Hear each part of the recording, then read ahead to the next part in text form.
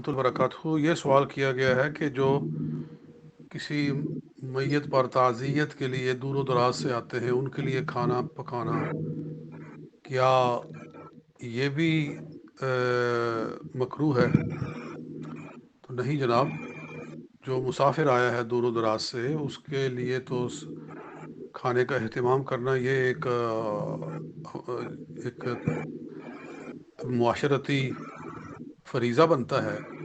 और मेहमान का इकराम और ज़ैफ़ को खाना खिलाना ये तो हुक्म है।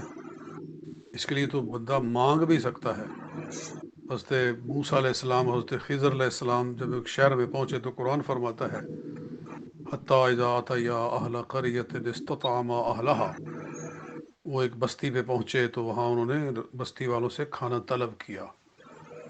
यानी गोया ये हक है बाहर से आने वाले का कि उसको खाना खिलाया जाए। अगर ना खिलाया जाए तो वो उस पर पूछ भी सकता है। जी, अलबत्ता जो दाएं बाएं से महल्ले से इकट्ठे हुए हैं उनके लिए खाना पकाना अगर तो इस मकसद के तहत हो कि चलो साथ में गुरबाओ फुकराओ मसाकीन भी खा लेंगे और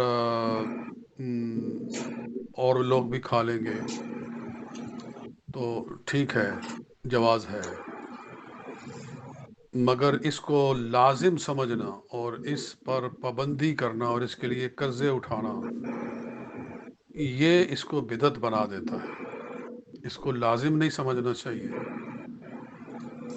और बल्कि इसको एक ऐसा बना दिया गया है कि अब इसके बगैर अगर कोई करे खाना ना पकाए तो लोग ताने देते और उसकी तजलील करते हैं। ये गुमराहियां फैली हुई हैं, इनको ख़त्म होना चाहिए।